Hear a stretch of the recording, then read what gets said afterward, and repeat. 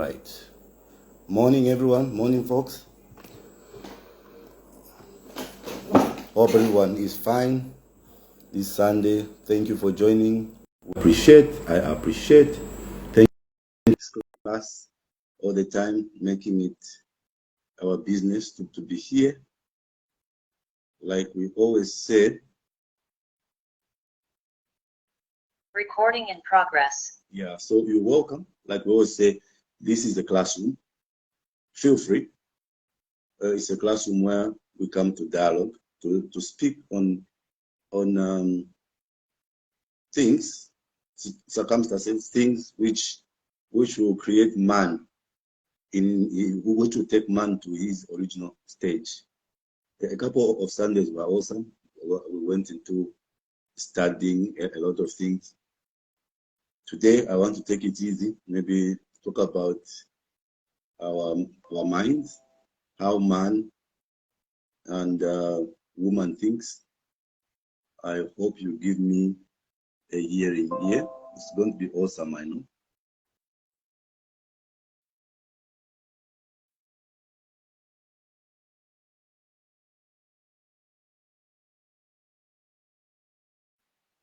I want to ask everyone to log in. And if you haven't logged in, please do that. And those who have logged in, especially Facebook, share with your friends, share with other friends. And I've sent the co-host rights to Moape, Lumuka, Brian, and Ezra, so that maybe at the end we can have a discussion. So feel free. I'm waiting on as many people as possible to come in, log in, and share. Please share. As you come in, share with your friend. Bring a friend. It's a classroom. These lessons are very important. I think you have noticed. For those who have been coming here, you have seen that these lessons are very important and they are truthful and they are a fact. And this is what is going to help us. We are living in a world where man has lost his mind, where man is dead in his mind. We're living in a world where the scriptures are coming alive when they said 6,000 years shall man labor. On the seventh day shall no work be done, because if man works on the seventh day, he shall be put to death. So man was given 6,000 years of doing whatever he wanted to do on earth, and I'll show you today how a woman's mind and a man's mind has been shaped by these 6,000 years. And probably we are here to see how we can take back this mind to a mind of the original mind of creation. So I'm excited. Please, I'm just giving intro because I want you, especially those on Facebook, share with your friends, share with someone, share this page. Let people come in and listen, join in and listen. These are very important words. It's a very important class. Bring a friend. Okay. I think we will begin. People will join us. Like I always say, whatever I teach, I learn from you. You are my teacher. Like I say, the world is my classroom. There's nothing peculiar. There's nothing from my head. Remember, the truth is absolute. It lives on its own. It lives in this world. Sometimes I even see it in you, though you don't see it yourself. You might utter it and might not do it, but I will see it. As the Son of Man, God has given me the power to bring out the truth which is hidden in you and expose it to you so that it serves you. Because we need to resurrect your mind. All of us are dead in our minds. Even I was dead, and now I'm raising up slowly. I'm not saying I'm the perfect man ever, like I always say. In fact, if you compare me with you, probably I'm the worst. I'm the least. And I'm here in this classroom to learn also, to become a better person, to become an original man, to become the best knower, to become a man that was created by God to be in his image. So we are not here because meeting is fashionable. I've said this before, or because we want to create another clique. We are not even here because we are a religious sect or a philosophical sect or a clique. We are here because this is an idea of humanity. Humanity is not Zambia, America, UK. Humanity is an idea. Humanity can survive in every environment, and if they follow the truth, they will do the right thing. I want in a short while, and if we won't have time, then we'll continue next week. In a short while, I want to talk about man and woman, and I want you all to be very attentive. That's why I was saying on Facebook, please share with your friends. I'm going to talk about man and woman, and I'll be very slow. And please listen attentively. And of course, I'm speaking about man and woman as it is. I'm not saying that is what it's supposed to be. As man has evolved and they have become who they have become. Man and woman, different entities, and we want to see the minds. We want to see the minds we are working with, because when we come to this classroom, we are coming here for our minds to be resurrected, because they are dead. We are dead in understanding. So man, the scriptures tell us, all the scriptures tell us. Remember, scriptures are prophetic. They are not historical. Nothing historical about scriptures. Scriptures are very prophetic. And as I always say, the scriptures are prophecy. And if that prophecy is coming to be alive, you will see it in your history book, in time. So the scriptures are all prophetic. They are not historical. They are not historic. They are prophecy. All right.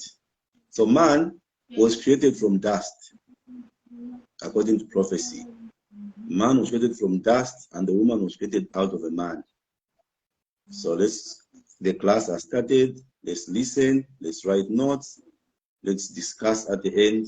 I'll be very brief. Sometimes I don't want to go on and on. I want to put a point, and we go home and start to implement this in our life, because this is very important to the building of this household. Because this household is going to be comprised of families, husband and wife, man and woman. So today I thought I should talk about this. This is not my knowledge. This is the absolute knowledge. You will find it in this world. Maybe someone might even talk about it, but we are talking about it in this classroom, and we know that it's the truth, and we need to live in the truth, like we will say, because truth is God. I'll talk about this in future. For today, I don't want to go into hard lessons. Maybe next week, where we can discuss about Easter and everything. So man was created from dust, and the woman was created out of a man. Very, very key note. Man created from dust, woman out of a man. And very prophetic. A man was created out of nothing, in short. Whereas a woman was created out of a living thing. This is class, and you know, that's why I tell you, invite your friends and support this, because every time you come here, you are given fresh bread, sure bread. So for the bread to be fresh, support this group, support this household, be a part of it, put your life in this household. Remember, the scriptures say, lay your treasures in heaven, where moths and the other things which eat grain can destroy it. When the scripture says lay your treasure in heaven, heaven is in scriptures, is in the word. And who has the scriptures in your life? The man of God, the SUN of God. So you lay your treasure on this man. Support this man. Support this ministry. Not the flesh, but his mind. Support his mind. Support what he's teaching with everything, you know. Honor God before your substances and your tithes and your offerings, the Bible says.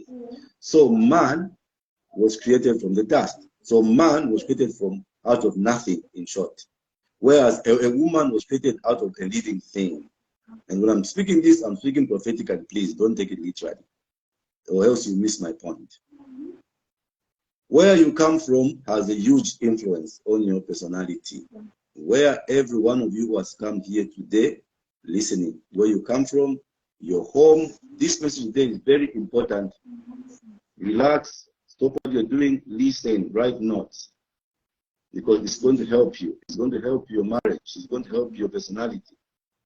Where you come from has a huge influence on your personality, on your psyche. So, in talking about man and woman, we're saying the male psyche has a memory of having been nothing. Remember, man was created out of the dust, out of nothing. So the man's psyche has a memory of having been nothing, which a woman's psyche does not have. Woman's psyche, man created from the dust was created from nothing. Woman was created out of a man. So a male psyche has a memory of having been nothing, which a woman's psyche does not have. And that's why men have a legitimate, healthy fear of turning out to be nothing because of that. Let's talk about this today. So when a man is treated as a nothing, he can actually become a nothing. He was created from the dust, prophetically speaking. When you treat a man as a nothing, you actually become a nothing. And anytime anything suggests or reminds him of that nothingness, he panics. Man panics. So women know your men today, and men know your women. And then when you know, probably you understand how to treat one another. So man panics when anything suggests or reminds him of that nothingness. His mental psychic survival is at stake when he realizes that. And that's why man has a very fragile ego. Men have a very fragile ego. And remember, we said when we were talking about the 7,000-year period, as a son of man has come in your life, you need to remove ego from your life, because ego is an acronym or words denoting ego, ego, eroding God out. So man's mental psychic survival is at stake when anything suggests or reminds him of that nothingness. And that's why man has a fragile ego. Because it doesn't take much to make him feel nothing. It doesn't. Because they suspect that they might be nothing even without a woman's help. Naturally, because we are created from nothing, from the dust, prophetically speaking. The thing that everyone hates is to be reminded that you are nothing. It's a male thing. Lady Fox, it's a male thing. Understand this. Women don't have that. Women don't have it. Because in a woman's psyche, there is no zero. In a man's psyche, there's zero, because he was created from zero. In the woman's psyche, there's no zero. You are either a 1 or a 10, or a 1 or a 2 as a woman, a 1 or a 30 as a woman. If you treat a woman like she's nothing, it simply cannot compute. It can't compute in her mind. You treat a man like he is a nothing, you can convince him. You will convince that man in time that he's nothing. That's why when you treat a woman like she's nothing, she's puzzled. You treat this woman like she's a nothing, she's puzzled. You treat a man like he's a nothing, with time you can actually convince him. She is puzzled. That does not compute in a woman. She knows she's not nothing. With a man, I always suspect that I'm nothing. Now you are confirming it. when you tell him something in his heart. Maybe I'm a nothing. But it's a horrible feeling which women will never understand. It's a horrible feeling in a man which women will never understand. Being zero is totally humiliation. It's total humiliation. Being zero, total humiliation. It's worse than an insult. When you put down a man, you are destroying him. Today, let's just chat. This is also part of the scriptures. Put a man down, you are destroying him. That's why men are so sensitive to criticism. A man does not take criticism. They are very sensitive to criticism. That's what has happened in the 6,000 years God left us to ourselves. They can't tolerate any of it. It haunts them. Criticism haunts a man. It's very common that men will overcompensate to keep that door closed. They will overcompensate for that. So the all mutual thing, all macho, I mean, you know, they want to compensate for that. The all macho thing, bravado thing, is to keep the fact that we are not less than you think we are. That's why when I'm counseling women, I tell them, this man is mistreating me and is making me sad. I tell them that man is just hiding that is nothing. And in time, you will notice, he will come back and you'll be finished. Whatever is pursuing will kill him. So the whole macho thing, bravado thing, is to keep the fact that we are not less than you think we are. But the funny thing is that no matter how many times that women tell men that you are not nothing, it doesn't make any difference. 8 years old. A woman might try to tell him you are not nothing, but it doesn't make any difference. Because you can't undo a created condition. He was created from nothing.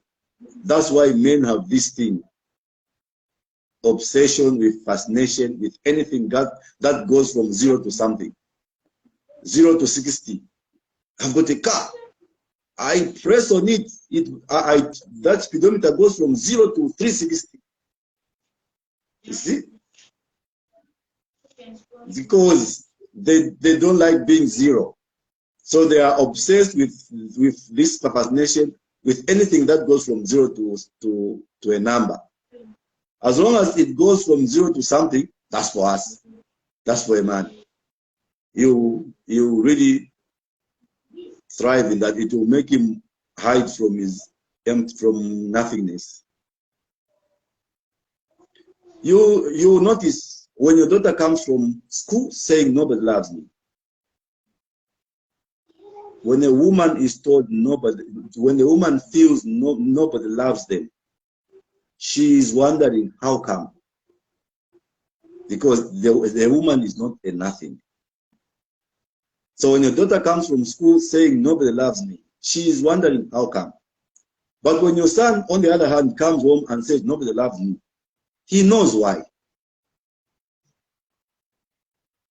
See the difference?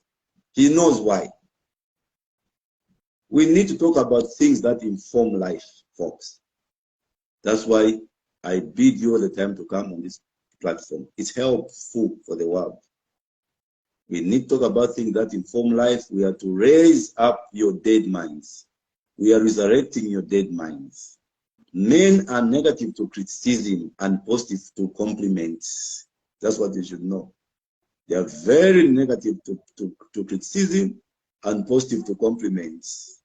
It's totally proportionate. You give a man a compliment, you have made his year, not just a day. I hope this is making sense. You've made his year when you give him any compliment. Small compliment, you have made his year, even though it's not much of a compliment. For example, if a wife says to her husband that, did you change that light bulb? Honey, did you change that light bulb? I didn't know you could change a light bulb. Any husband would say, oh, stop it. Anybody can change a light bulb. But you have made his day. Honey, did you change that light bulb? I didn't know you could change the light bulb. You have made his day. He goes off to work feeling $1 million. But then he tries to return a favor. The next morning he says to his wife, you made these eggs? I didn't know you knew how to make eggs. The woman wouldn't feel like $1 million. It's different. I don't know. I hope you are following me. You give a man a compliment because man lives by compliments. Did you change this light bulb? I didn't know you knew how to change a light bulb. You've made his day. You've made his life. His day. He'll be very happy. He will go to work feeling $1 million. But if you return the same compliment to a woman, the next morning your wife makes you an egg. And he says, honey, you made these eggs? I didn't know that you knew how to make eggs. The woman wouldn't feel like $1 million for the rest of the day. She won't feel like $1 million. She would say, my God, what did I marry? Because women don't thrive on compliments. She would ask you, are you feeling well, honey? Are you okay? And then you won't make, and then she will never make you an egg the next day. You won't have that egg the next day. So what is that? What am I trying to say? What is that? Because turning a light bulb is better than nothing for a man. At least he's a nothing. He has done something. That makes him feel better. But for a woman, being able to make eggs, that's not a thing. Remember, a woman was not made from nothing. He was made from a man. So being able to make eggs, that's not a thing. What is the worst thing you can say to a husband? Women and men are different. So what is the worst thing you can say to a husband? When he's turning in the light bulb, turning up the light bulb, and then you say that, it's okay, I can do that. Honey, it's okay, I can do that. Or, I'll do it. I don't need your help. I'll do it. In his heart, the man will say, also, you don't need me to turn up the light bulb. You don't need me, do you? I'm totally useless. And you know, so, you know, studies have, many people have agreed that feminism has completely destroyed whatever hope man had left. Because a woman now can do what a man would do. So feminism has completely destroyed whatever hope men had left. So man's openness, sensitivity, man's sensitive part is the nothingness, zeroness. If a man was created from dust, his fear is that he will return to dust, to nothing. Women were created from man. Their greatest fear is disappearing into a man. No woman would want to be a man, would want to do the job of a man. So losing your identity to a man, women's fear is losing their identity to a man, to disappear back into a man from where they evolved from. So man can't tolerate abuse because it makes them feel like nothing. A man cannot stay in an abusive relationship. A man cannot be abused in any way. They don't tolerate that because it reminds them of who they are, nothing. Man can't tolerate abuse because it makes them feel like nothing. A woman can't tolerate abuse, on the other hand, because she can't take injustice. That's the difference. For a woman, not taking abuse is because they can't take injustice. For a man, because it makes them feel like nothing. A woman is not threatened, she's outraged. But a man is threatened. You should know that, ladies. Don't think when they put on that macho-ness and, you know, that strength, inside their heart, they are threatened. So a woman is outraged, but a man is threatened. She can't stand the thoughts of injustice. This is why women can be easily and so regularly, get this. This is why women can be easily and so regularly abused. An abused wife can stay in an abusive marriage for 50 years because all she needs to do is to find justification, because they can't stand injustice. Just a reminder, sir. Just a reminder. Okay. We are remaining with less than 10 minutes for the Zoom session to end. So the reminder is that once we are logged out, let's use the same credentials to log in back for the second session until the second session is done. Thank you. All right. So that's a reminder for the folks who are on Zoom. They can log in after they are logged out. So let me say that again. I lost my line, so that we follow each other.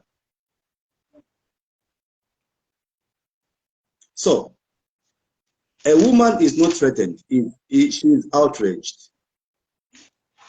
She can't stand the thought of injustice. And that's why women can be abused easily and so regularly. An abused wife can stay in an abusive marriage for 50 years because all she needs to do is find justification. As long as it's justified, then it's okay for her. But a man is threatened, they can't live there.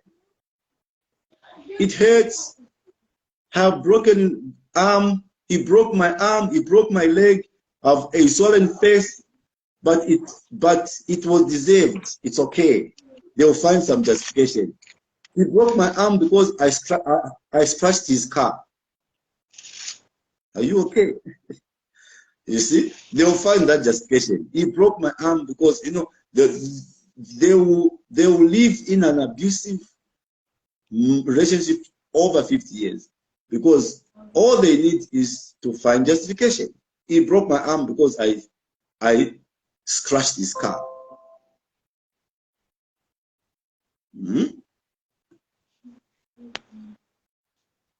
Let's talk about this, folks. I hope this is making sense. So a man cannot do that. A man can't stay in an abusive situation. A man cannot do that because he does not react with an outrage. A man does not react with an outrage. He reacts because of fear of annihilation. Remember, man was created from the dust. Man was created from nothingness. So he reacts from fear of annihilation, not outrage. A woman reacts from outrage. So a man in an abusive situation gotta save his life. He gotta get out of there. He's going to get out of there. Whereas a woman doesn't feel like her existence is in danger because she's not a nothing. What about a lack of justice? Well, in each case, she finds a justification. That's how women have been abused, because they always find a justification. She's not a nothing. They will find a justification. Of course, justification is a very desperate argument. If you ask me, for a woman, that's just a very desperate argument. Well, it works for women, but it won't work for a man. It will work for women, but it will never work for men. This is why a man needs to be accomplished. A man needs to accomplish. A man needs to acquire. A man needs to create change, to produce something, to fight a war and win. Because if not, then who needs him? A man feels nothingness. You see? A man needs to acquire. A man needs to create change, to produce something, to fight a war and win. Because if not, then who needs him? If he doesn't do all those things, he feels I'm not needed. Then he's nothing. That's how he feels. I'm talking about a man's mind and a woman's mind. So he feels nothing. That's why men are aggressive. And the word aggressive, please, we learn these things, good words here, because some of the words are misused in your grammar. When I say man is aggressive, aggressive means that aggressive means the need to accomplish. You see, men are aggressive. They want to accomplish because they know they are nothing. So they want to prove they are something. So they are aggressive with everything. Aggressive means they need to accomplish. Women don't have that aggression because they don't have the need to prove anything. Instead, women are nurturers. They nurture. Nurturer means that I don't need to prove anything. Just let me keep what I have. Let me be me. So a woman that goes to work to fend for her family is not trying to prove anything. She is simply maintaining what she has, what's hers. That's called nurturing. Nurturing. This is why men thrive on bad news, if you ask me. Men always thrive on bad news. If it's bad, then I can fix it and prove that I'm useful. You see, they'll go and look for something to fix, to look useful. That's why there is that famous quote. There's that famous quote which some of you know, that men go to war because women are watching. That's the saying. Men go to war because women are watching. Women, on the other hand, thrive when there's no war. Women thrive when there's peace. Women will thrive where there's calm. When everything is good. Men don't understand that. Men do not understand that. Women thrive when there's peace. Men, on the other hand, thrive when they accomplish something, because they were created from the dust. Men were created from the dust. Sorry, the folks on Zoom have been kicked out. Please, you can log back in. We can wait a bit okay, we will just revise a bit what I've been saying. I want everyone to be same spot. The Zoom folks have been kicked out, but please log back in. Then we can be together. So while we're waiting for them to join, I was saying, we are discussing a woman's mind and a man's mind. A woman's mind versus a man's mind. We're saying a man was created from the dust and a woman was created from a man. So, I said the Bible is prophetic, not historical, not historic, it's prophetic. And we say that anything prophetic, do I have recording rights on Zoom, Wape? So anything... Yes, sir, the recording rights have been granted already. Thank you. So the Bible is... Recording in progress. The Bible is prophetic, not historic. So anything prophetic can find its fulfillment in the history book. So man was created from the dust, from nothingness. That is why man feels he has no confidence in himself. Because of this situation, man and woman are different. I was saying, for those who are kicked out a bit, man was created from the dust, so he needs to prove. Where a woman doesn't feel to prove anything. Man thinks is zero. A woman thought things begin from 1 to something. A man is from 0 to something. That's why man needs to accomplish. A man needs to acquire, I was saying, a man needs to create change, to produce something, to fight a war and to win. Because if not that, then who needs me? Then who needs him? Then is nothing. That's why men are aggressive, I said. And aggressive means the need to accomplish. Women don't have that aggression because they don't have the need to prove anything.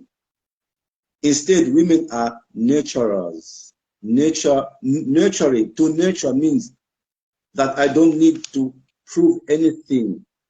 Just let me keep what I have. Let me be me. So a woman that goes to work to fend for her family is not trying to prove anything. She's simply maintaining what's hers. That's called nurturing, nurture.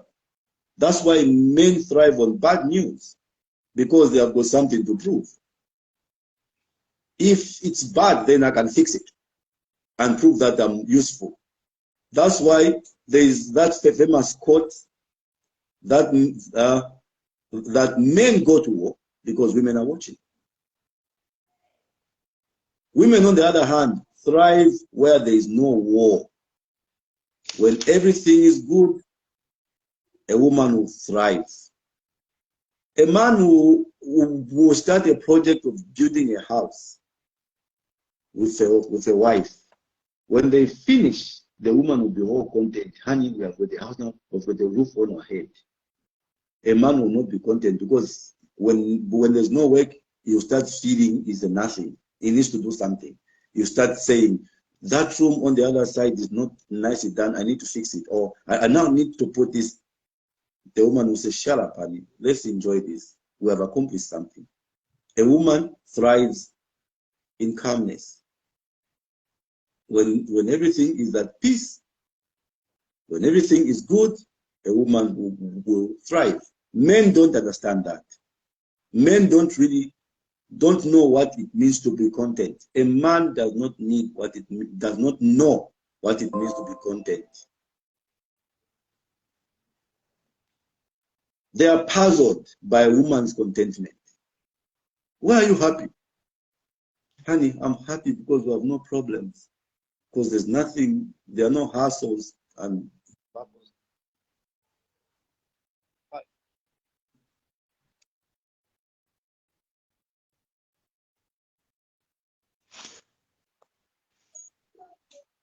So a man does that.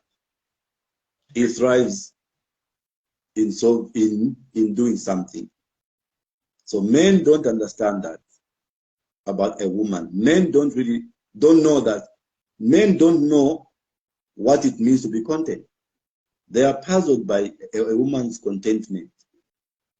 When a man says that, I'm so useless, your husband come and say, honey, I'm so useless. Don't expect him to appreciate your agreement. I'm so useless. Then you go, yeah, I noticed that, honey. Because already he is in his mind, he was created from nothing, and he feels he's nothing unless he's doing something. So when a man says that I'm so useless, don't expect him to appreciate your agreement. Because of these distinctions, folks, listen to this. This might help you understand one another.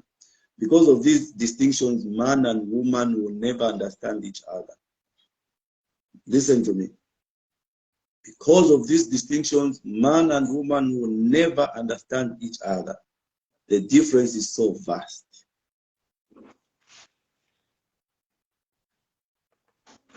It's so part of man's psyche is unfamiliar to a woman. A man's psyche is unfamiliar to a woman. Women evolved from a human being. Man evolved from the dust. Men are a different species. In modern language, that's what we say. In modern language, men evolved from dust, women evolved from a human being. Remember, those are prophetic words. Difference different species. That's why women and men will never get along. Hear me good. Women and men will never get along. Women and men are not even good for each other. A woman and a man are not even good for each other. We all know this. We all know it. We just don't want to admit it. A woman who has a man in her life is miserable. And a man who has a woman in his life is miserable. But hear what I'm saying. Men and women are really not good for each other. They should live in separate islands. Stay away from each other because it's nothing but trouble. Now hear me. That's why God created marriage. I'm saying a man and a woman cannot live together. They need to live in different islands. The rift is wide. They should live in separate islands because marriage, so God created marriage. That's why God created marriage. Because marriage means a relationship between a husband and a wife. Not a man and a woman. Because a man and a woman can't live together. And that's true. Every person who is born into marriage as a husband and a wife, there are problems. The husband is running around every Saturday with women because they are not husband and wife. Because a man and a woman can't live together. We all know it, but we don't just want to say it. But that's why God created marriage. Because marriage means a relationship between a husband and a wife, not a man and a woman. If a man and a woman does not become a husband and a wife, then they are better off staying apart. Nature shows it. Every relationship which is composed of a man and a woman is on the rocks. There are problems. But being a husband and a wife is not just being pronounced at the altar. You become in your mind and your mind is a husband and your mind is a wife. So if a man and a woman does not become a husband and a wife, then they are better off staying apart. A man and a woman cannot be married to each other. Listen to me. A man and a woman can never be married to each other. That's why we need to marry husbands and wives. In the mind, not because the preacher said it at the altar that we're husband and wife. I hope this is making sense.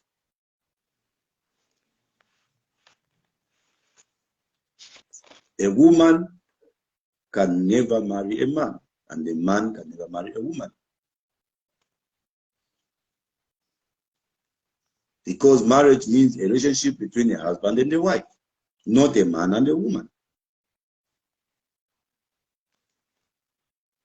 A man and a woman can never be married to each other.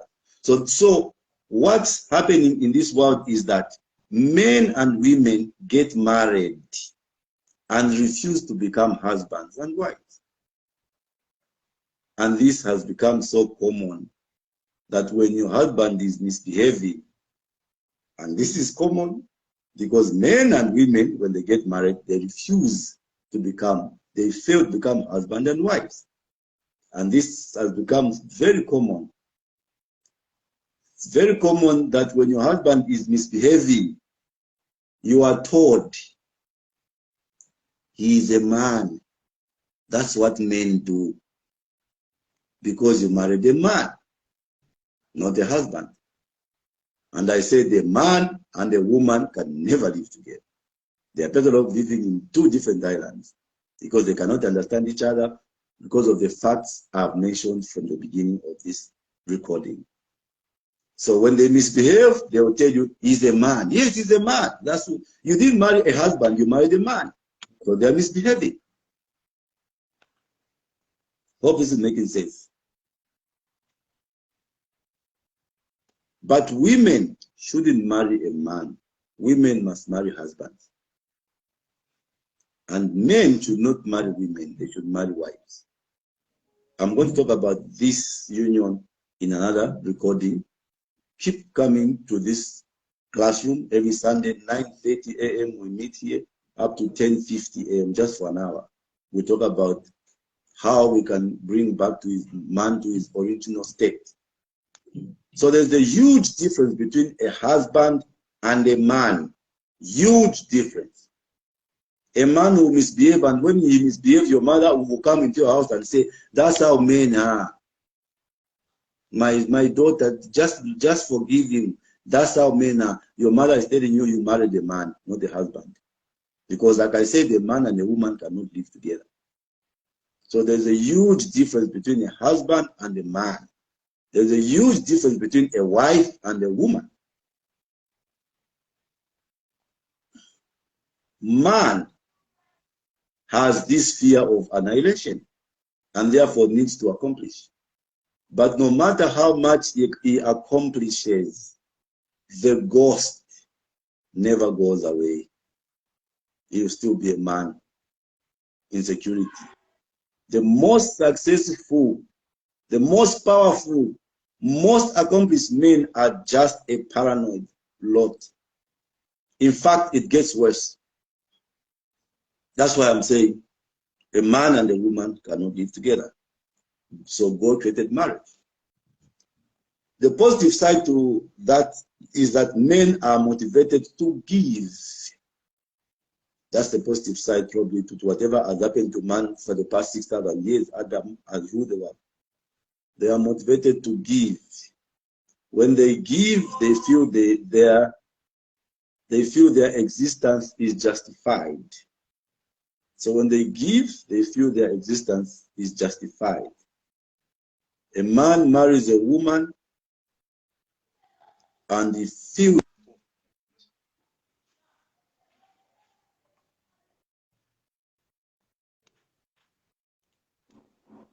a man marries a woman and he feels fulfilled when he has to be the breadwinner, the protector. Man builds his home.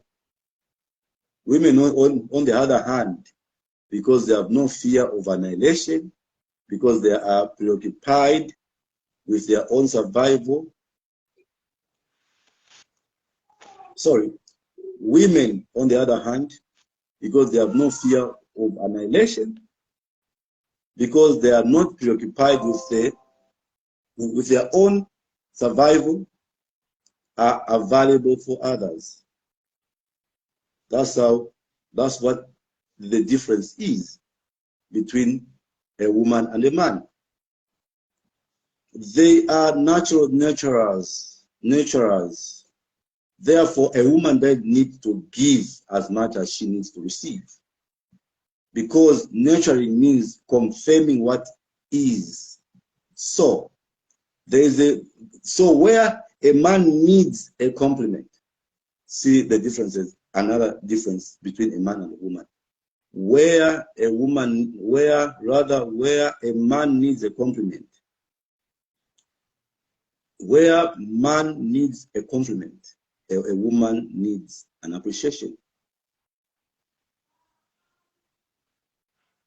Where a man needs a compliment, that shows that he accomplished something.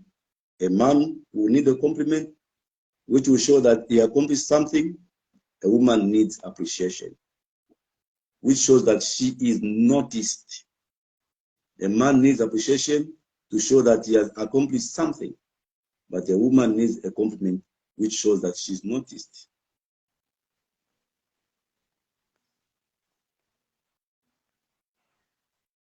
So therefore, the stupid compliments that men thrive on, a woman does not appreciate.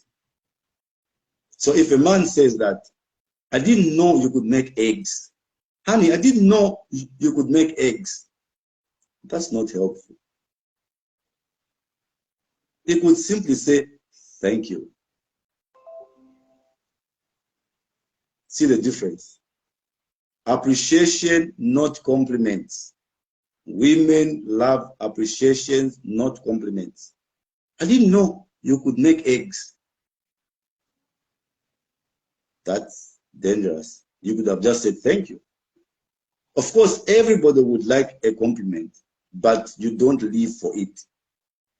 The lack of compliment won't devastate you, but being taken for granted will. So women are nurturers and therefore are receptive, and men are aggressive because they need to accomplish something to validate that their existence, and that's why they are givers. So a woman wants to be appreciated, not complimented. I didn't know you could make an egg. You'll be lucky if she makes an egg next day.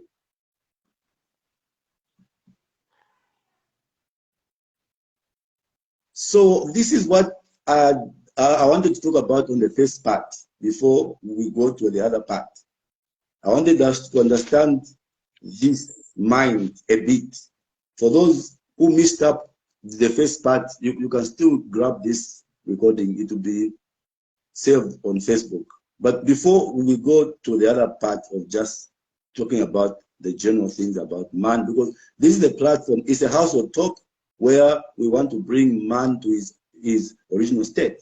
And it's not a religious state, it's not a philosophical state, it's not anything, it's a place where we talk about the absolute truth. Remember, the absolute truth stands on its own. No one has it, I don't have it, it exists in this world. When you follow this truth, you will survive, you will live a fulfilled life. And these truths, we learn them by observing nature. So before we go further, anyone want to say something?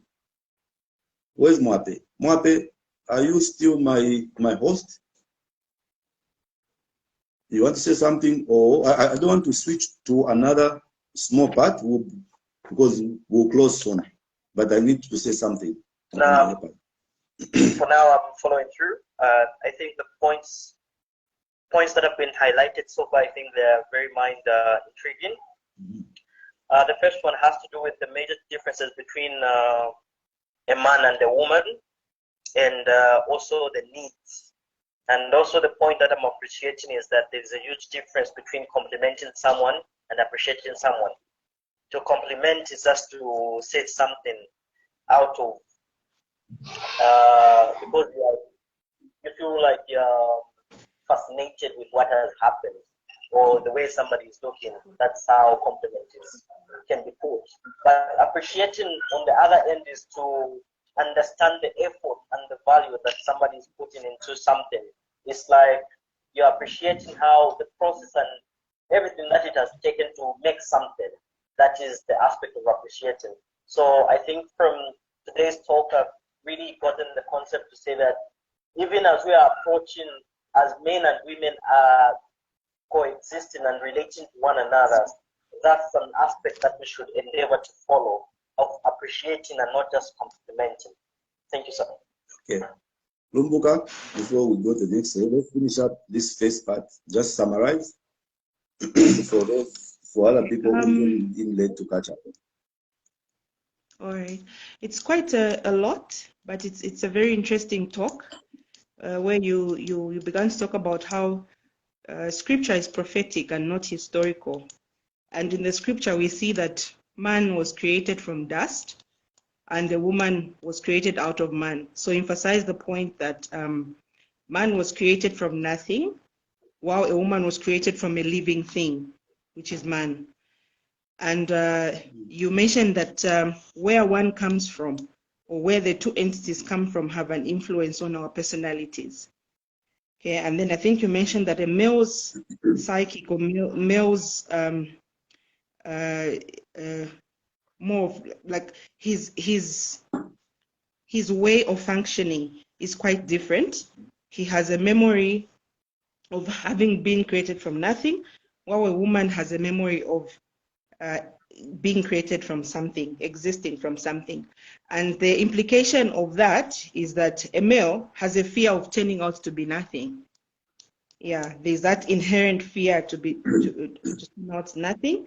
And hence, when he's treated that way, it sort of validates his fears and brings his fears to life. So anything that reminds him of nothing, he panics. Yeah, I think you emphasize that. Mhm. And so hence a man's inclination is towards survival. His inclination is towards survival. He has a very fragile ego. You mentioned that he has a very fragile ego that doesn't take criticism very well. While a woman, on the other hand, knows who she is, that she was created from something living. And so she's very convinced about her worth. Yeah. And so with a woman, rather with a man, when you put down a man, it actually destroys him much more than a woman, and hence is very sensitive. So criticism mostly haunts a man more than a woman, and hence a man also has an inclination to overcompensate. Okay, hence the macho-ness and what we see. And I think for me, I interpreted it with what we see in these bodybuildings and how we see that men want to, they want to be involved in activities that validate them, fast moving cars, speed cars, and action movies, something that sort of validates that they are something. So that's how I understood that part. So no matter how many times a man, you mentioned also that no matter how many times a man is assured, it takes a lot for that ego to be sort of to be preserved, because already he feels that it's being threatened. Hence, he has this obsession for fascination, like you mentioned, and he has a fascination to do something or to achieve something that moves from nothing to something. Hence that fascination. And you gave an example of, say, if you have a daughter and a son, you notice that if a daughter feels that she's a nobody, she wonders how come, but a son knows why. Okay, and then also I think you emphasize that a man lives by compliments, and while a woman, it's mostly by appreciation. Then you also mentioned that the concept of feminism, I think this was quite insightful for me, because currently we're living in an age where we are speaking about how a girl child needs to be developed. She needs to be more, we are fishing out the girl child. And I think lately in this country, in the education sector, we have seen that even at grade 7, grade 9, and grade 12, the girls are beginning to perform better. And I think I had this conversation with a colleague that I think we are going to leave behind the male child. And then we might not be able to bring him out. And I think today's talk gives that even a bigger insight that actually this could be a bit dangerous if we leave the male child way behind. Yeah, we've seen lately that the results of the girls have actually been far, far much better, because the feminism movement has really, it's now at its peak. We talk about gender, etc. And I think this is a point you said, feminism has completely destroyed a man and that hope man had. Okay, and also you mentioned that man has the greatest fear to return to nothing. His greatest fear is basically losing, a woman's greatest fear is losing her identity to a man. And I think we see this a lot when women take the lead in, let's say, providing for the family. It totally disorients a woman. Yeah, I think I've seen this in a lot of women. It disorients them. They kind of feel that they have to, that sense of being a woman needs to be compensated by something for her to still feel she's a woman. Yeah, so I think this for me was insightful, because it kind of resonates with what I've seen. Yeah, and I think you also mentioned the aspect of abuse, that with man cannot tolerate abuse because it reminds him of who he is, that he came from nothing, which is dust. He is threatened, and hence, while a woman, on the other hand, tolerates abuse as long as it's justified. She will justify why she's being abused, and she stays. And mostly she responds by outrage. Okay.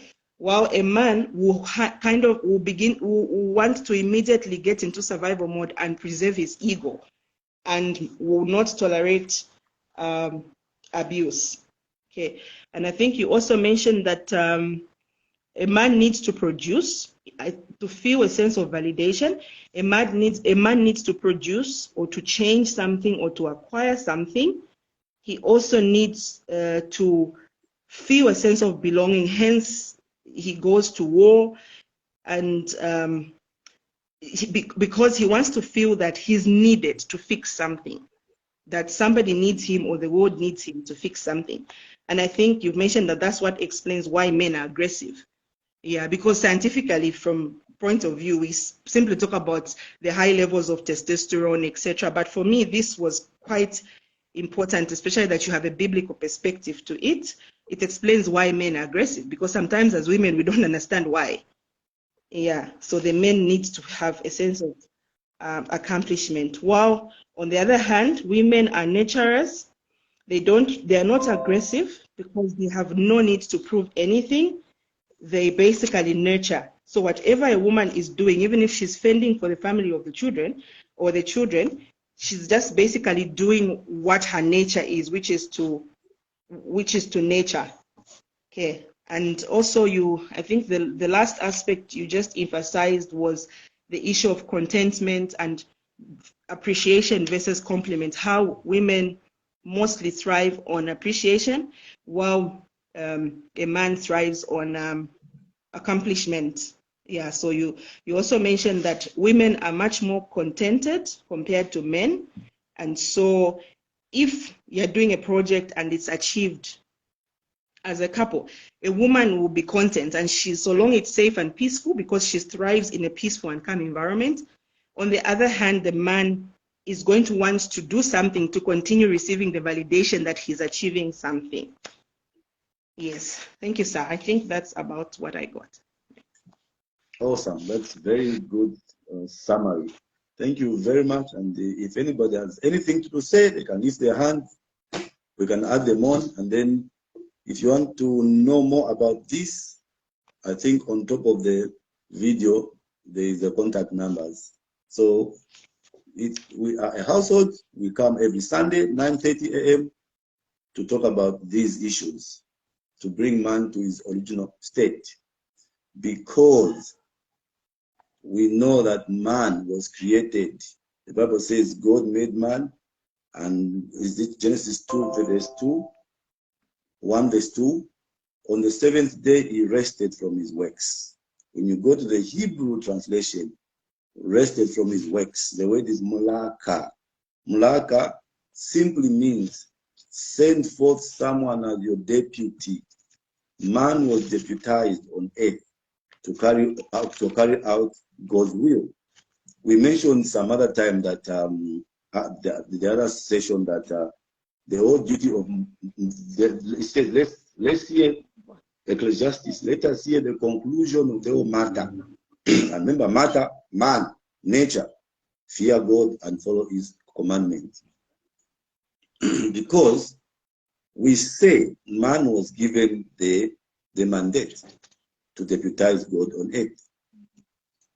And what sustains man on earth is the truth, not the truth of America or Russia or India or Africa, the natural truth, which stands on its own, the great fact. We say the great fact sustains all life. And we say all things are young. We are young. Even to today, we are young. From today, we can learn something. Every day, man can learn anything. All things are young.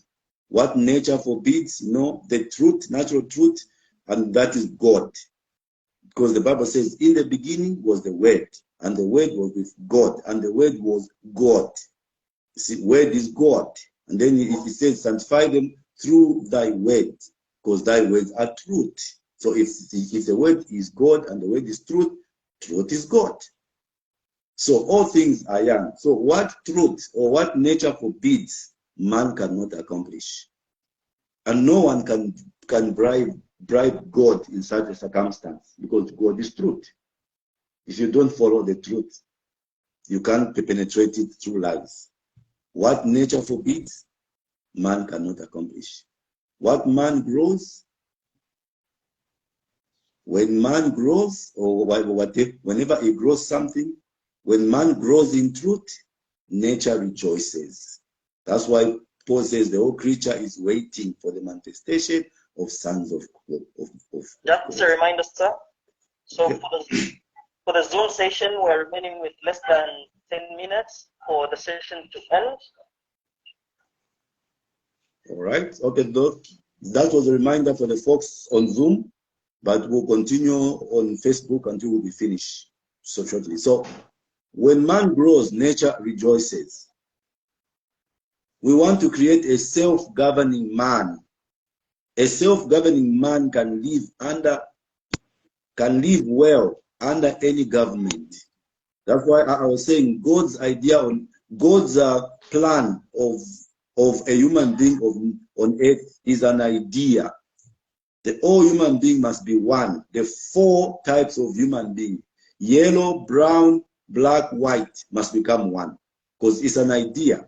So man, the self-governing man, when man is self-governing, he can live well under any government, any situation. So man is an overtone of God's creation. Man is an artist.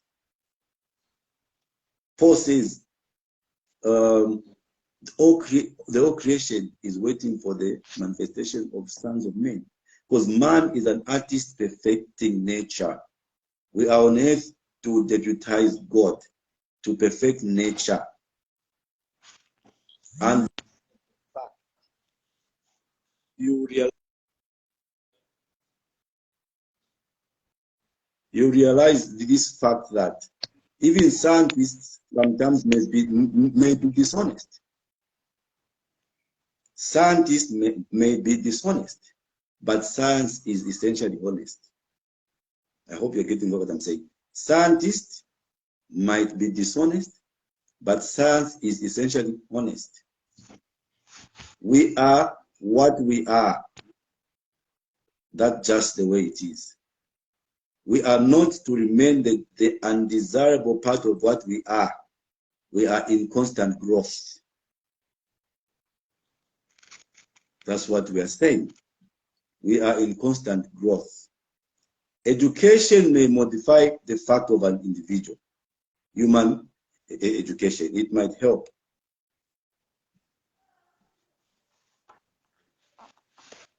So, but we need to live in the truth, the natural truth, because an individual can't attain any securities. No individual will attain any securities by departing from reality. It's not necessary for God, for deity, to miraculously convince us of his works, as nature itself is miraculous to make us convince us about deity. Romans 2:14 says, For when the Gentiles which have not the law do by nature the things contained in the law, these things do by nature the things contained in the law. These having not the law are a law unto themselves. 1 Corinthians 11:14, does not even nature itself teach you? See, you can watch nature and become that man who is the deputy of God on earth. We need to use the power of insight. The power of insight. Paul calls it the Christ in you, the hope of glory. Insight is the true sight. That's what we say. The Christ in you is the true sight. It is the only hope for a man to become like God. So we need to use the power of insight, the inner man. Paul calls him the inner being. Insight is that which is not deceived, because it is concerned not with the appearance of things directly, but with their substance and essence. The inner man, the inner being. Christ called it something like this in Matthew 6:6. But thou, when thou prayest, enter into thy closet, your insight, your closet. And when thou hast shut thy door, pray, your inner man. The freedom to think straight, that's insight. The insight. Consequently, insight must achieve a gradual victory over self-deceit. That's what we are saying. Self-deceit is often so difficult to cope with. You can be deceived by anything and you want to find peace in your deceit, but all it brings is pain. We cannot cultivate honesty. It's not something we can increase day by day. When I'm talking about man being honesty, for them to understand the law, you can't cultivate it. It's not something we can increase day by day. Honesty is something that is. The only problem is for us to remove dishonesty. For you to have honesty, just when you remove dishonesty, automatically you have honesty. What you call an increase in honesty is simply an acceptance of it. Honesty is that which remains when dishonesty ceases. That's what I'm saying. So the inner man, the Christ in you, is the gradual conviction. That's why we have this household, this platform, to come every day to convince you of the inner self, which does not lie, which is part of God, which is the Christ in you, the hope of glory. Paul says in Ephesians 3:16 that he would grant you, according to the riches of his glory, to be strengthened with might by his Spirit in the inner man, the inside. Insight protects a person from his own gullibility. The insight to protect you from your own gullibility. It is the failure to find the fact that results into what we call evil. When you are doing something evil, it's because you have failed to find the truth. The moment, and mostly it has something to do with prejudice. The moment prejudice comes in, truth flies through the window. Every situation is the result of causes that can be evaluated. Insight is clear sight. The Christ in you is clear sight. Life is a way of learning, but does not mean life should be painful. I've said this most of the time. It's painful because you are in the wrong truth, wrong understanding. Wrong understanding. Life, learning can be beautiful. So I'm saying life is a way of learning, but does not mean life should be painful. Because learning life can be beautiful. And you'll find out when you attend this class every day. Learning can be beautiful. Learning is a spiritual equation of all that we should do. It's a spiritual equation of all that we should do. Learning is a spiritual integrity that justifies life. When you learn, life is justified. You understand life. So learning is a spiritual integrity that justifies life. There is no failure in life except that failure to attain meaning. No failure in life except that failure to attain meaning. So the Christ in us is not a philosophy, it's not a religion. It's an action in us.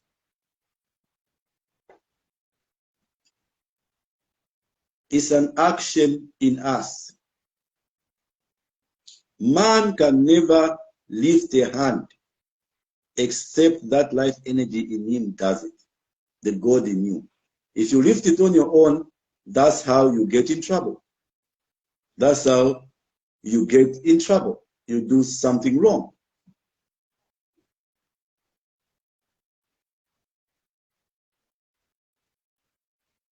So everything is perfect, and God has given these things to man if man can stay in truth.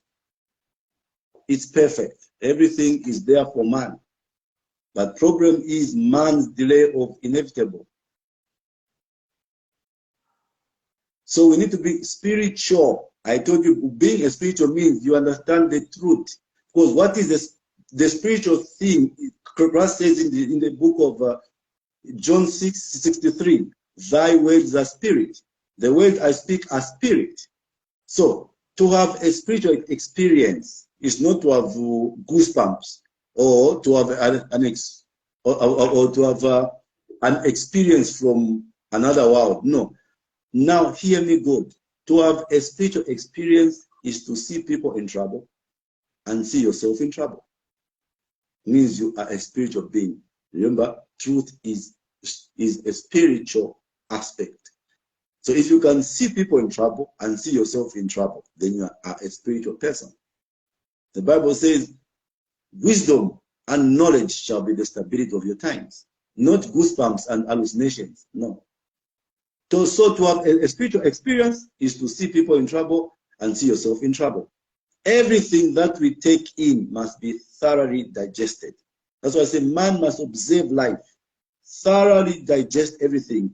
Don't use your mind. Let the truth suggest your actions.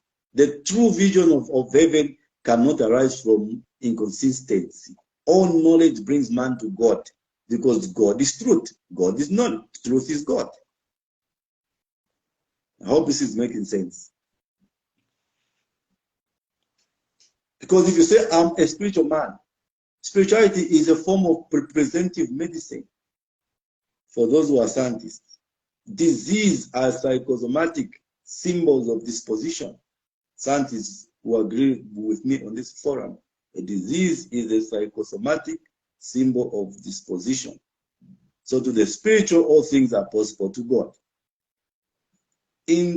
So when we talk about the Christ in you,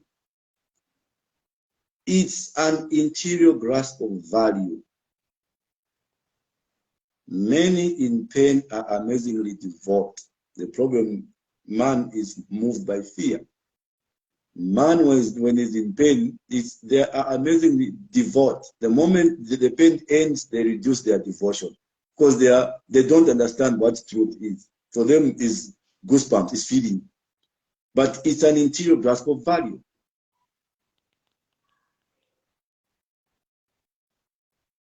Hope this is making sense. When you see the light, when you have the truth, because we say pure energy is pure light. And if you have, and man is energy, and when man is pure, his life is light. And man is energy. So conditioned energy is conditioned light. So if you want to condition a man to live a good life, he has to condition himself in the truth. The light of God is truth. A person is not responsible for that bacteria attack. Maybe let me go scientific now for people to understand, because men understand things using their own perspective. When you're talking about bacteria, scientists are here to validate this. A person is not responsible for that bacteria attack, but because he's vulnerable, his energy levels are contaminated. So you make yourself vulnerable to things. And men now are beginning to understand that even what you call good living, good eating, doesn't even make you safe. So the way we will need to change the life in a physical sense is the way you will need to change your life in a spiritual sense.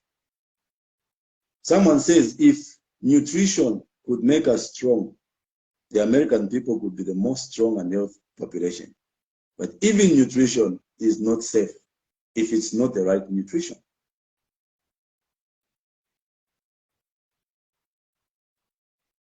And the real source of an individual's vitamins, let me go a bit deeper to the scientists also, this can make sense maybe. The real source of an individual's vitality, the real source of an individual's vitality is not vitamins.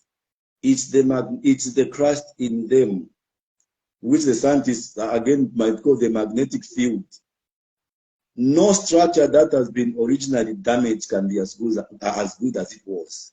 Even a doctor will tell you once you have malaria, even if they treat you for malaria, your body is not as good as it was.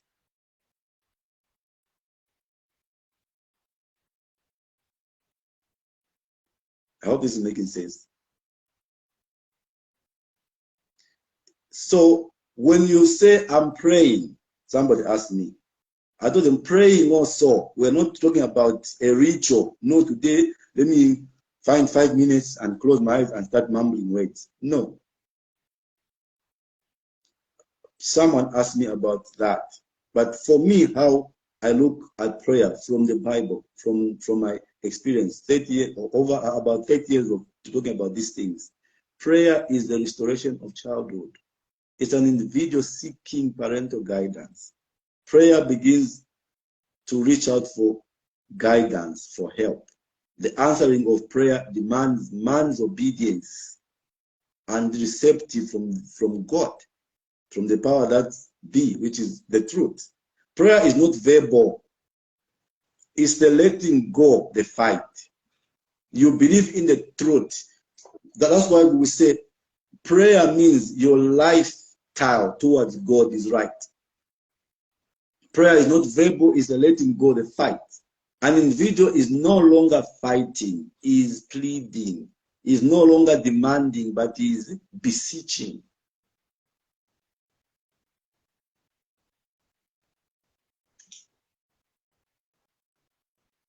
But God has created the truth and He has put it on earth. Even natural law works according to God's plan, because God is truth, is the ultimate truth. Natural law do exist. These natural laws exist, folks, and they demand partnership and cooperation with man. That's why you all go to school, because natural law demands it if you're going to live a good life. You have to till the ground for you to reap. For what we look, because the way nature is, what we look for, we find. If we look for trouble, we'll find it. If we look for peace, we'll find it. That's why we say man must be observant and logical, because logic and reason belong to the pathway. Logic and reason belong to the pathway. Realization belongs to the end of the path. So when man, even in the body, when man's behavior is wrong, you're drinking alcohol, you're putting wrong foods in your stomach, wrong drinks. So functional disorder changes into physical disorder. No repair in this department makes the structure as good as it would have been, and it will not be the same again. It will never be as good as it would have been had it not been damaged. But if we follow truth, we can get on to be comfortable. We can carry on with dignity. And we need to know, as the human being, over 8 billion people, that individual things are not important as we think. That's the way this life is going to be saved. That's why Russia is wrong in bombing Ukraine, because they are speaking individually. Individual things are not important as we think, but total things are experienced in the interior quietude of life. This is what is going to bring peace on earth. Man must become one somehow. Because that oneness comes from the interior, from the Christ in you. And when you discover that in you, you won't see any other person as less than you. That which is discovered interiorly is not subject to debate. It's true, because remember, it's a Christ in you who is the hope of glory.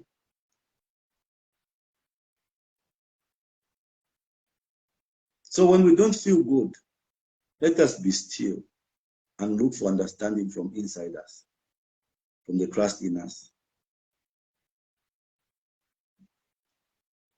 We will speak about this as we go on and go on in our lessons. But there's one scripture to it, think will be done soon, which would speak to that. Because the Christ is in you is very important, the insight, the God particle which lives in you. Remember, we were saying man is made of matter, and every living things are made of matter. If you want to understand it like that as a human being, what I'm trying to talk about. Matter, everything on earth is matter. Matter, plants, animals, stones, sand. And I was saying matter has light. And someone was saying, but how so, Reverend? Matter has light. The scientists will tell you matter is made of atoms. Atoms are made of electrons. Electrons are fire. They're light. So anyway, Romans 10:6 says, but the righteousness which is of faith speaketh on this wise. Say not in thine heart, who shall ascend into heaven, that is to bring Christ down. Who will go physically?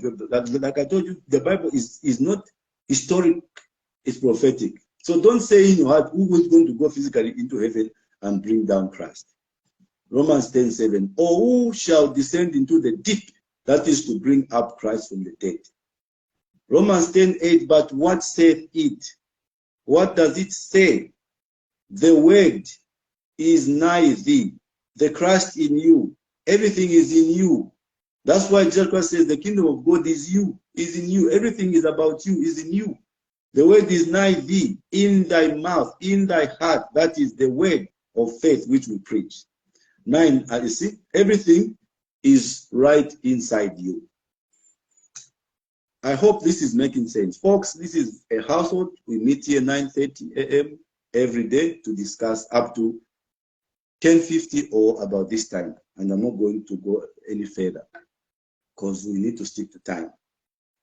So this is what I had for us today. Please, if you want to be a part of this, contacts are up there. But anyway, if you want to join in class every Sunday, 9:30 a.m., we are here every Sunday. Thank you, folks. Unless there's anybody who wants to say something. Mwape, are you online? Do I have any host yet anymore? It seems I'm alone now. Umbuka has disappeared. Who wants to say something? Can lift their hands, I can add them. Or can text something, I can see it. Otherwise, if you want to say something or you want to know about anything, you can call us on 0977415515, or you can look at the contacts on top of this video. Thank you, folks. It has been good. Let us endeavor to understand truth, because truth is God. I told you that you can't fathom God. God is not man. The only way nature has shown us to understand God is through truth. Because you can't fathom God. If you fathom it, then it's not God. If you give me the attributes of it, then it's not God. Because the Bible says, even Christ will tell you he has just no shape, you can't fathom him. Moses was also told he doesn't look like a man, like a woman, like anything. You can't. But you can know him through the truth. So,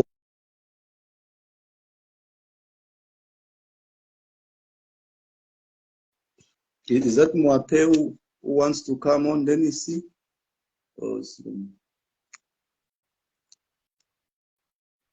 So we are closing. I don't know who wants to say something. Mwape, are you there? Anyone? Okay, we are closing now, Lumbuka. Do you want to say something in closing to the folks? I think just to appreciate the talk, that today's preaching or the talk or the session was quite loaded, and that I think every Sunday we are learning something new. The latter part of the talk on the Christ in us, the hope of glory, I think for me that every time I hear that, it's always it's an answer to a lot of understanding our quest to do right as human beings. Sorry, there's some noise from the rain, but I hope I can be heard. So yeah, so the Christ in us, defining our spirituality or a form of spirituality, and also I think the point where you likened prayer to letting go, letting go of the fight. It's and where you likened it to beseeching and not demanding was quite insightful.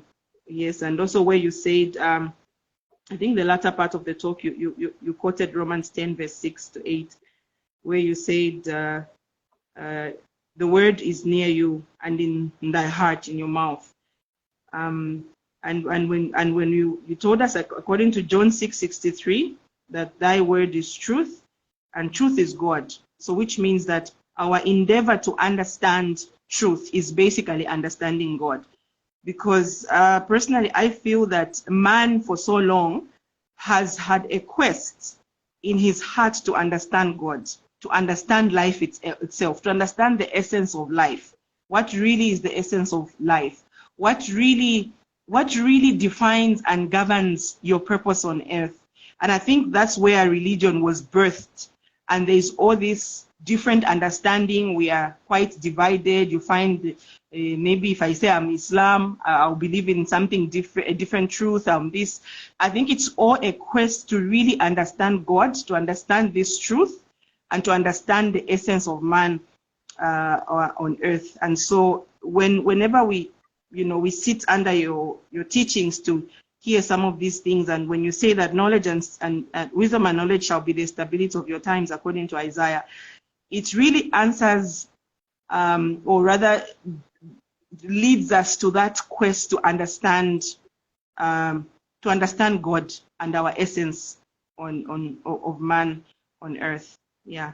So thank you very much. I think that's the little I had to say in the latter part of the session. Thank you very sir. much, Mbuka, for that elaborate summary. Always appreciated. Anyone wants to say something, you can wave, then I can add you, like I added Mbuka. Anyone wants to say something, I can add. But like we're saying, someone says, and it's true, if you want to talk to God, read the scriptures. Simple. If you want to talk to God, read the scriptures. If you want to know God, know truth. So folks, if there's no one who wants to say something, I want to appreciate you all. Please, let's meet again next Sunday, 9:30 a.m. Household talks we have here, they are not religious, they are not philosophical, they are not scientific. We are the sons of truth, the sons of God. Simple. And we want, this truth is for an emerging man, all 8 billion people on earth coming together, because that's what the scriptures say. Isaiah talks about the whirlwind, the 4 creatures, which are the 4 faces of men. I told you 4 is a number of the 4 human beings on earth: yellow, brown, black, and white. And the Bible says these 4 creatures were moving straight every time their wings were connected to one another. So humanity will only move straight when we all connect. And what's going to connect us is truth. The absolute truth. And this truth has nothing to do with being scientific or religious. It stands on its own. Moses calls it, it is what it is. I am that I am. Christ says, before Abraham was, I am. I am is truth. It is what it is. It stands on its own. So thank you very much, folks. Well, and if you want to support this, you are welcome. Anytime you can support it. You're welcome to support this. So I was saying, if there's no one who wants to say anything, we can safely say our byes and meet next Sunday. Thank you very much. Bye, everyone. Thank you. Bye, Lumbuka. Bye.